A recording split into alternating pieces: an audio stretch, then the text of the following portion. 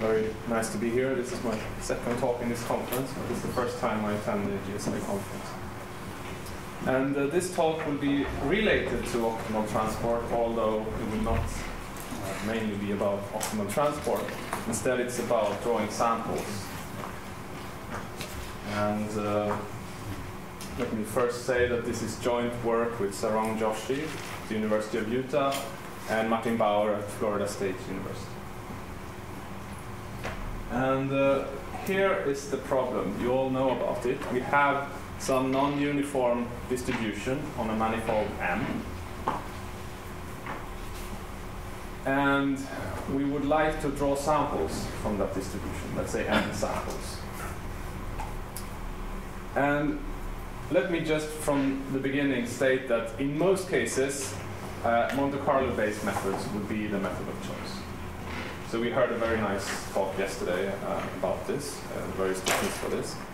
But there are special cases where you could consider other methods, and that's what I'm doing here. So in those special cases, if your manifold M has low dimension, 2 or 3 or maybe 4, and your distribution mu is very non-uniform. So it's far away in some sense from a uniform distribution or a Gaussian distribution or something like that. And the number of samples you want to draw is very large, let's say order of millions or 10 million, something like that. Then it could be useful to use the kind of methods that I'm going to talk about today. So yeah, and those methods are so-called transport map approach to this problem. So let me say something about that. So instead of solving the first problem, we first solve another problem, namely, and this is like a transport problem. So we're given a uniform distribution, mu0, from which we can draw samples, and then a non-uniform distribution mu. This is the one we want to draw samples from. And what we look for a transport map that pushes the uniform distribution onto the non-uniform one.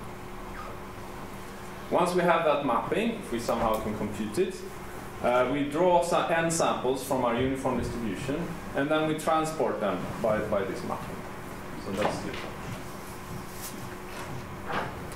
And of course, and when we do this in a smooth setting, actually, so we want this mapping to be a diffeomorphism. And of course, this diffeomorphism is not unique. If you find such a diffeomorphism, and then you compose it from the right with any other diffeomorphism that preserves the measure or the density mu0, it gives you another one, right? So this is where the optimal in optimal transport comes into play. So now we formulate instead an optimal transport problem. So we're given these two densities, and we want to find a diffeomorphism that is minimizing some cost functional, that is usually some sort of distance between the identity element in the group of diffeomorphism and the diffeomorphism we're looking for, under the constraint that it takes mu0 to mu. That's our optimal transport problem. And the cases that have been studied this so far, or used so far, is the case when this distance is the Wasserstein distance, for example, the L2 Wasserstein distance. And this then leads to optimal mass transport, the classical optimal mass transport problems, which all of you here know a lot about, and there are various techniques for solving this, of course. Some way or another, it implies that you need to solve the Monge-Ampere equation, which is a heavily nonlinear PDE. So in our case, we're looking for a different distance that still gives you a sort of optimal transport feature, but it's with respect to a different type of Riemannian structure.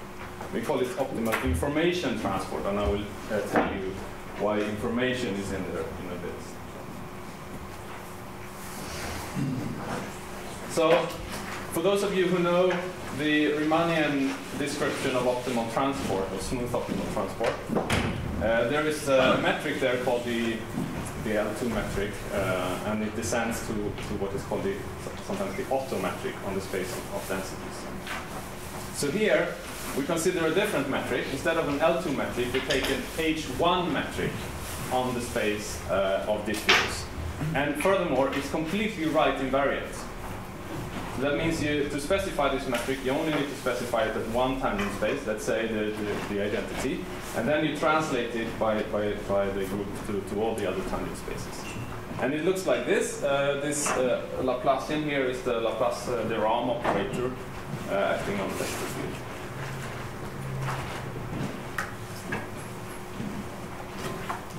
And of course, it's a Riemannian structure, so somehow it induces a distance on the space of diffuse. And this is the distance we want to minimize.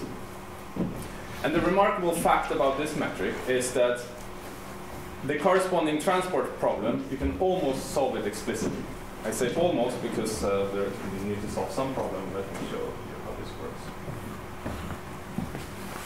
So behind the scene here is a very, very rich geometry that connects well to information geometry we heard about in the first talk this morning. Actually, I realized that there is an error here in my slides. There should be the mu there without the 0, and the mu here with the 0, and instead of push forward, should be pulled back here. This is actually important because this metric up here, this strange H1 metric, has very nice features. It descends with respect to this pullback map. And this is not because it's right invariant, this is another property. So in fact, the right invariance is sort of retained even after you descend to a metric down here. So it means that the metric you end up with here will be invariant with respect to diffeomorphism. And in fact, there is only one such metric, it's the Fisher-Rao metric. So this metric here descends to the Fisher-Rao metric. And what is nice about the Fisher-Rao metric on the space of densities, we know explicitly what the geodesics are.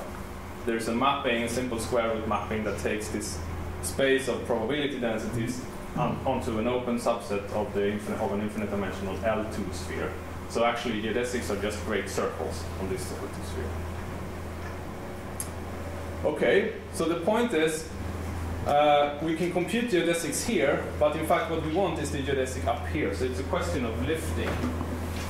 And this you do, so we want to find what is called a horizontal geodesic up here. It's a geodesic that is always orthogonal to the fibers of this fiber bundle. So this is the thing. So, and to solve this, we need to solve the following set of equations.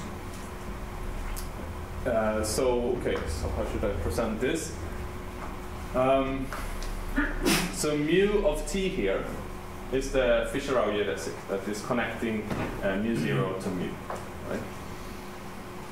We know it explicitly, so we can compute it, we can take its derivative, we can do whatever we want to, right?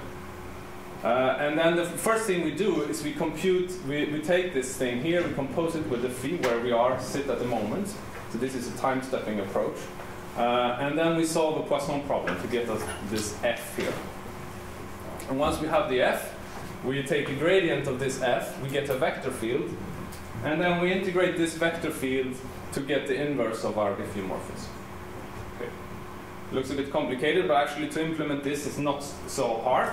The computationally most expensive part is to solve this Poisson problem. So now we have reduced the problem to a time-stepping problem where in each time step we need to solve a Poisson problem. So the nice thing with this compared to the regular optimal mass transport is that the Poisson problem is just a linear PD. It's not a non-linear Monod Parry equation. Yeah, we have some MATLAB code if you want to try this. So here is a simple example. Here is the distribution we like to draw samples from. This is just a two-dimensional example. We first compute the warp. And in this case, the computation is on a 256 by 256 grid. And we use 100 time steps. Actually, it's okay to just use 10, but here we use 100. And then it takes about 1 second to do this on my on my laptop. But the nice thing is that once you have computed this warp, it's very cheap to draw samples. So to take 10 million samples takes less than a second on a normal laptop. And this is just a simple MATLAB implementation. So of course you can do this on GPUs and you probably get the big speed up. Everything can be done in parallel. Okay, so summary. What are the pros of this method? Well, we can handle very non-uniform densities. And once we have computed the warp, we can draw samples ultra fast. But the big negative thing is that it's basically useless in higher dimensions because of the curse of dimensionality. You need to solve Poisson problems, and if your dimension is higher than 5 or something like that, that's not feasible. At least not with the standard mesh methods that we're using here. Okay, that's all I wanted to say, and here are some references. Thank you very much. Thank you.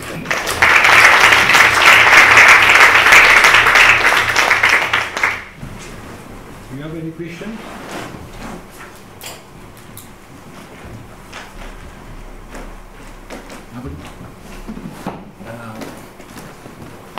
I have a question, almost answered the question. It's that you have mentioned that for reason of computation time, you have advantage to use Markov chain Monte Carlo approach versus yours. Yes. But what are the size values for which the process of choice between your approach and the MCMC approach is decided? That's a very good question that I cannot answer because we haven't tried. I mean, I think this is something that needs to be done, and we need to compare this method not only with Monte Carlo, but also with the optimal transport methods, and we haven't done that yet. Thank you.